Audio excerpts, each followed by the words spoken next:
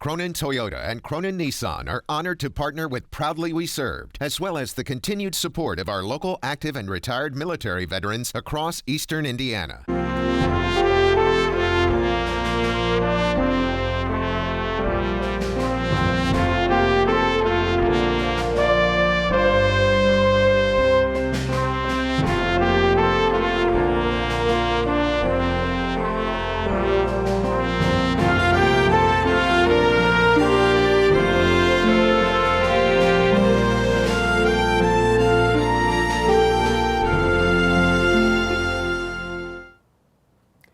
I'm Bledsoe, Veterans of Foreign War, Post 1108. I'm Ron Chappell, Vietnam Veterans Association, 777. And we're here today with our guest, Joe DeVito. Joe, what do you do? What's your title? It's so long. You got so many things. I'll keep it short for you guys. I'm the Outreach Director for Indiana Department of Veterans Affairs. Okay, all right. Okay, so we're really glad you came today. Yeah. There's just a lot of information we need to get out there in the veteran community, and you're all over the place, not just in Wayne County. Mm-hmm. So we want to make sure people know that you do travel the other counties, I think. Yeah, absolutely. So with that being said, let's get started with where are we at with the PACT Act? I think that's what I'm saying it right. What is it? Question all right. And that's a better question. So the PACT Act is an extension for a presumptive disorders type of claim for veterans. So to rewind a little history, veterans have the opportunity to file with the federal VA what's called a service-connected disability claim. Mm-hmm. Somewhat what it sounds like. It's where a veteran has a current disability, disease, or disorder, and it's up to them to show to the VA in that claim that the current issue that they have now was either caused by or made worse by their military service. Mm-hmm. Okay. Sometimes that's super easy. Mm-hmm. It could be a blatant injury from service. Maybe someone lost their pinky. Mm-hmm. Well, now that's in their records, and that's kind of an easy one to show. Sometimes it's more difficult to make that connection or nexus between the current condition and their military service, especially when there's a lot of years between the two. That's where we have a vast network of folks, advocates for veterans, who help them with those claims process. In Indiana, it's our county veteran service officers. We have one right here, a great one right here in Wayne County with Ron Whittick. Mm-hmm. There's one in every county, and it's your veterans in Indiana. It's your local expert on filing claims for state and federal benefits. Mm-hmm. Kind of walk you through that process, and sometimes you need those advocates between our county veteran service officers. IDVA employs 6 district service officers across the state who live in their district, and they support anywhere from 14 to 16 of those county veteran service offices with help on claims, help on working the computer systems, training staff, and different things that we can do to provide support for those service officers. So in the vein of those claims, once again, like we said, it's a condition that the veteran has now, and they're claiming has to do with their military service, either caused by or made worse. So if I got discharged 10 years ago. Mm-hmm. Actually, been longer than that. We'll say 10. We'll say 10. And I didn't have a problem then, at least no symptoms, whatever. But 10 years later, I started developing symptoms of a problem that could be associated with my military service, i.e. I was served in an area where there was Agent Orange or something like that. Yep, and that's a great segue into what we're looking for those presumptives. So like I said, if sometimes it's a lot of work to make that connection. Mm-hmm. And with that, we have those advocates. But the VA also has what they call presumptive disorders. And that's where the VA presumes a condition that a veteran would have currently was caused by or made worse by their military service. Now, the way they can develop these presumptive disorders, this list of disorders, and make that presumption is based on exposure. So there's exposures from service. Agent Orange is the one most prevalent that most people hear of and know about. We've also heard a lot about Camp Lejeune. Veterans who served in Camp Lejeune and their family members between a very long period of time where there was some contaminated water on the base. So we have those. We also have our burn pits for our Afghanistan, Iraq veterans, our Gulf War veterans, and there's a few others out there. So what they look at is, we'll talk about Agent Orange as the most common one. Right now, there's a list of disorders. It's a pretty long list that are associated with exposure to Agent Orange. So if a veteran served boots on the ground in Vietnam or in the waterways of Vietnam within a certain distance, they have a calculation there. The VA will presume that veteran was exposed to Agent Orange. Right. So with that exposure, now we look at the list of disorders. Some of the ones on there are type 2 diabetes, ischemic heart disease, prostate cancer, lung cancer, those types of things. So if a veteran now, currently, no matter when the length of between service, is diagnosed with the condition that's on that list, the veteran's records show they were in an exposure area, the VA presumes service connection and the award is granted to that veteran. And so if we go forward now to the PACT Act, I'm not going to take a stab at the PACT, what the acronym stands for, off my head. But what it really did is expanded the exposures, those exposures, especially really opening up a lot of presumptive disorders for Gulf War veterans. And it also extended and strengthened some of the Vietnam veterans and other folks too. So it really is an extension of those presumptive disorders that are associated with service. So it's so important. We want everyone to know about the PACT Act. Why did they do that? I guess that's a question I've always had. Why now would they come out with the PACT Act and cover? I know the burn pit guys, because I know a couple of Marines that were in Iraq when all that was going on. And I knew that was, but they come out with the presumptive of Vietnam. We had burn pits in now. Yeah, and one of those, personally, I was in all the hot spots of Vietnam. I was in every one of those for at least 6 months at a time. And recently, when they come out with a PACT Act, one of those symptoms, and I've always been diagnosed as close on some of those problems, I guess you'd call it. So now they've come out with another presumptive, which fits my profile pretty right down the line. So we just see how all that works out. Right. But I think it's a good thing that the government's doing that. I think it's frankly about time they got their rear end in gear and decided to help some of these guys, especially the Iraq guys that you know as well as we know. It's very difficult for a guy. He won't reach out and tell you he's got an issue. He'll just live with that issue and think, well, they ain't going to do anything about it, and kick the can on down the road. So I think in your position, and I'm glad to see that you're very proactive with helping veterans and pushing them, almost pushing them into something. I know we've got a couple at the dealership, they're Marines. The one Marine, I finally got him signed up for health care and all that stuff a year ago. 14 months in Iraq, has some issues going on, and I said, man, you need to check that out. Because if anybody deserves something, he does. And I can see that some of those presumptives that maybe he's had that. The other guy, I don't know what's going on with that, but he just got qualified with his DD 214, and I don't know what's going on with that. But he had told me the other day they finally approved it, whatever that meant. So, and he's a Marine also. That's a good question.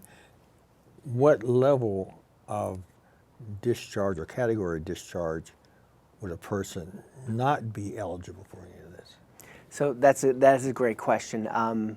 The discharge, character of discharge for a veteran, it kind of varies along the gamut for benefits. For VA healthcare, to enroll in VA healthcare, the veteran needs to have, for the most part, it's an honorable discharge. Yeah. Now for service-connected disability claims, veterans' pensions, and a few others, it's anything but a dishonorable discharge. So if we look at the 5 discharge types, there's honorable, there's under honorable conditions, under less than honorable conditions, the bad conduct discharge, or the big chicken dinner, everybody calls it, and then the 5th is a dishonorable discharge. And we'll talk a little bit about those in a minute with some of our MFRF changes. But So for a service-connected disability, anything but a dishonorable. But there's nuance. For instance, a veteran who has a service-connected disability rating with the VA can enroll into a priority group with the VA healthcare. So a person with not an honorable, maybe under honorable conditions, but then is awarded service-connected disability can receive healthcare for those disabilities through the VA, even though that original discharge may not be the honorable. Right. So these are the nuances why it's so important to see your county veteran service officer. We try to tell every veteran that we can, consider it like your doctor. Get to know your CVSO and see them once a year. Because things like the PAC Act, and it's always changing, it's always moving. And Al, you had asked earlier how they come up with this or why they do it. Wish it could be a lot faster.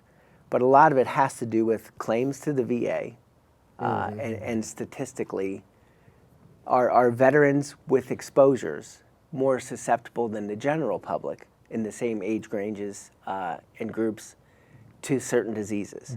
One of the ways that they determine what's going to be on the lists for any of these exposures is with registries. So they have a burn pit registry with the VA. There's a Vietnam Agent Orange registry. There's even a Camp Lejeune registry. So we encourage you, and what you're doing is great. Tell all veterans, go to VA Healthcare, enroll, and go into the registry. It's going to be a bunch of questions and a little bit of diagnostic exams. But what they need to know is the more Gulf War veterans that come into the registry, the more they'll start to see,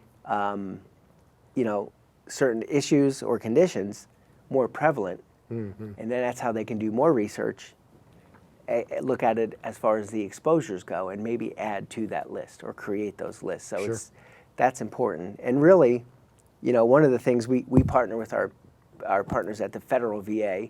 Every day we talk with our veteran benefits folks and our veterans healthcare folks. And we're doing more and more in the future to just partner on everything that we do, because it's all good info and good for our veterans. But we want veterans to enroll in VA healthcare. Even if you have VA health, if you have outside healthcare, you like your healthcare, that's fine, but enroll in VA healthcare anyway. You can keep your doctor. You might get way cheaper prescriptions at a VA, which is a bonus. But you'll be in those registries, you'll be in the system, and if and when you need VA healthcare, it'll be there and ready to go. So, well, I think they've been, and maybe it's just because of my own personal circumstance, but it seems to me that the VA has, especially Dayton, has been very proactive here lately about if you go see somebody follows it up with a phone call. Or, I think last week I got a phone call from a guy, and he said, I want to talk to you about your Vietnam experience. And I said, well, okay, we can talk about that, but not now. So I told him I'd call him back later. But it's little things like that I think entices the veteran, because maybe for once the VA really cares. And maybe that's coming down from the top. Maybe they're getting the signals that from the top that we need to care a little bit more. The only way you can tell if a person cares is if they help you, or and with me, they've just been off the chart. But I only hope that they give that kind of attention to every veteran. Well, I'm sitting here now thinking, Agent Orange, there at Encave, when they sprayed the area, I'm sure I ingested some of it, and I got the appropriate, receiving the treatment for that from VA. But I never thought about the burn pit. And the burn pit was an assigned duty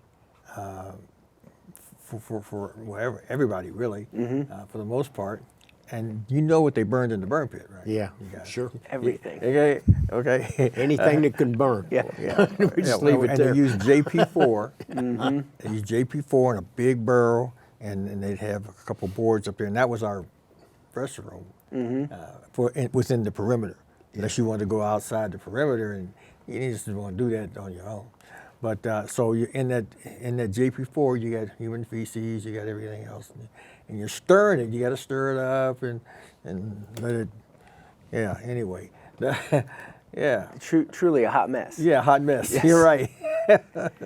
Yeah. With the guys in Iraq, for some reason, the guys in Iraq are more susceptible to the burn pits than the Vietnam guys, because only, I won't say recently, have I heard the burn pits mentioned in Nam.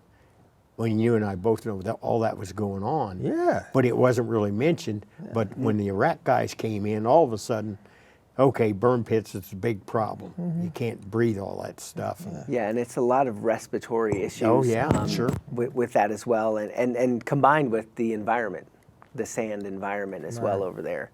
But it's the point, really, we want to make sure veterans go. See your county veteran service officer and get enrolled in VA healthcare and check out what's going on. You know, one thing I think is a great idea for any veteran to do, or family member of a veteran, encourage your veterans or your friend, if your friend's a veteran. Find out when you served and where you served, because with these presumptive disorders, like we said, the VA is going to presume this was maybe caused by your service or could have been, so that means there's a link. So just like, you know, I like to consider a presumptive disorder for a veteran the same as a family history of a medical condition. You may be a little bit more susceptible to something. And we all know, medically, the sooner you find something, the earlier the better, right? Exactly. Right. So if you have a potential exposure and you don't know, see your county service officer, but let's say you served somewhere and there is this list of disorders because of exposure you may have had, grab that list and go to your doctor, whether it's VA or other doctor, bring it with them and say, hey, I served in an area. Here's a list of things that correspond with my service. Can we start looking for these? Let's pre-screen, let's take a look. Finding it early is the best thing for your health. Exactly. And that could also then help you bring back that information, a diagnosis you didn't know you had, even if it's super mild. Maybe you bring that back to your county service officer, file that claim, get that free VA health care, get the compensation you deserve for your claim. Yeah. And if you may not have been in that immediate area where they were spraying, but if you're downwind, and because you could smell it, but you could see it a distance away. You know, and man. Yeah, and we want veterans to file these claims. The federal VA has a very, I think I read somewhere recently, the VA in the United States are Veterans Administration, which is Veterans Healthcare, VHA, Veterans Benefit Administration, VBA, and Veterans Cemetery Administration. Those are the three branches of the VA. But the VA in general, I think I'd read it's the largest government organization in the world. Wow. So sometimes it takes a minute. Sometimes there's a little paperwork nuance. That's where your service officer can help a ton. It's amazing to me how they can track that stuff, and they seem to know more than maybe what in my case, they seem to know more than what I thought they knew. I mean, but it's just tracking it, the way they do it. And again, I'm going to say, I think that the VA, for the most part, has really come on the last year. I've just had a terrible sense that they're doing a better job, but you're always going to hear those downsides of everything. But boy, for the most part, it's real positive. Yeah. And a lot of times, if you pin it down, if a guy's got a problem, and you pin him down a little bit on it and say, well, okay, exactly what are you talking about? Or then they don't want to maybe answer that question. So sometimes it's our fault for not being proactive. Now, at my age, I feel like I have to be very proactive in my health. If I got a fingernail that hurts, I want it looked at. You know what? And that's almost being nervous. I can't identify with that. So yeah, I know. Well, he's a little bit older than I am. He looks like it. No. So anyway, you know, maybe the older you get more proactive in your health, because you know, I went for years that I didn't want to talk to a doctor, and then it's just good to be proactive in your health. You can't say enough about that. No, and you know, a goal is to get everybody to realize you don't need to be older to be more proactive. Yeah. Everybody needs to be proactive with their Exactly. health. And the VA has done some really great things in all branches of the VA. Yeah. I'll tell you a quick story. I'm not going to butcher his name, but the new head of VA healthcare, I believe it's the undersecretary. Yeah. So he's newly appointed within a year, or close to a year or so ago. He's the person in charge of VA healthcare, the number one. Okay. We were at a conference. Unfortunately, I had to go to Hawaii for a conference. Oh, gee. Oh, wow. And the new head of the VA healthcare was going to be speaking that afternoon. Yeah. So it was kind of exciting to hear the new person. Sure. And I noticed early in the morning, 7:30 in the morning, that that person had sent somebody to the conference ahead to be there and take notes. And I saw this young gentleman taking notes, and he was there the entire day and took notes the entire day. And I thought that was impressive. Yeah. Usually they just sweep in with some security, have some great things to say, and which is understandable. Yeah. So fast forward to the end of the day. It was 4 o'clock or so. We're supposed to get the speech. The person at the podium introduces, and it was this person who was there all day. That was the new undersecretary of VA healthcare. He was there all day long. Taking notes. He took Wow. notes all day, and he got up, and I could tell if he had a prepared speech, it went in the trash can, and he spoke to what he heard all day. And this was a conference of the National Association of State Veteran Affairs Directors. So every state has a VA. Yeah. We have Indiana Department of Veteran Affairs, Dennis That'd be Weimer's our exciting. director. Yeah. Yeah, that would be. And it was so great refreshing to hear that. And he looked like, I thought he was about 18, but I think he's in his mid-30s. But a super sharp person. And so, it's so refreshing and great to see that these are the people that are taking over in charge, and I anticipate some great Attention things. to detail. Yes. We had a doctor at, I won't say who it was, he recently moved on to another clinic or something, but he was probably the best I can, if you call that guy, within 10 minutes he'd call you. And it's just, he always, no matter what was going on in the world, it just seemed like he always focused on what you were doing. He always acted like he genuinely cared about what your health was like. And that's, I won't say it's unusual, but I guess I've just noticed it more. That's great. And maybe because I've had to go more here in the last year than I've ever had to go. So, and they've really done good, and I tell everybody with all the issues that you hear about stuff, some of those issues are self-imposed, and we need to look in the mirror sometimes and think maybe I should have done something a little different. Right. But we don't do that. We're always fast to be critical, especially of the VA. They're kind of everybody's block they want to use. Yeah. And so I think that it should be said that the VA does do a good job.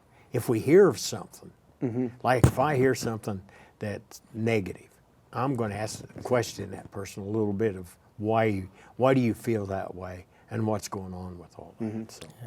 And that's where you come in, I think, because of Absolutely. the position you've got. Yep. You've got the clout, if you will, to get something done. Yeah. I retired in '87 with 24 years Wow. service.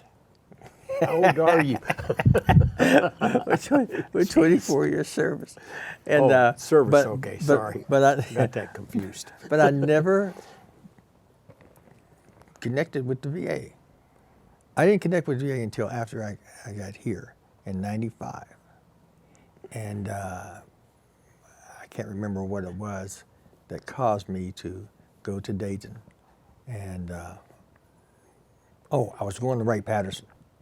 And I found out that the VA hospital was en route. So I decided to stop by there. And when I stopped by there, that's when they were telling me about, how I could sign up and get seen by VA doctors. And then they built the CBOC here. And I started going there. And actually, I've got no complaints. I mean, VA has done me just awesome. Yeah. Really.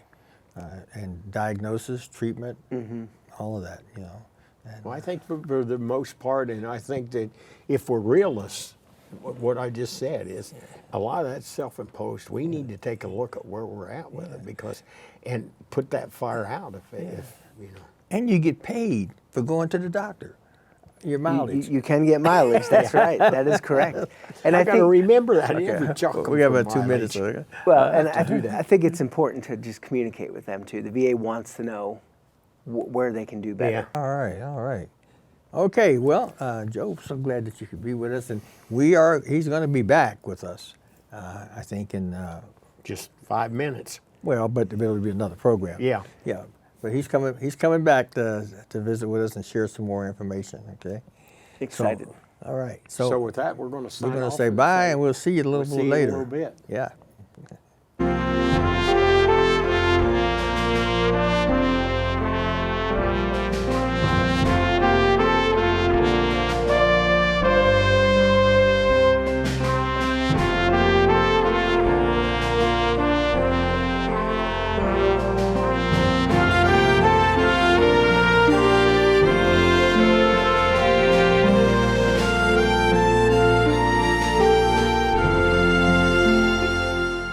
Cronin Toyota and Cronin Nissan are honored to partner with Proudly We Served, as well as the continued support of our local active and retired military veterans across eastern Indiana.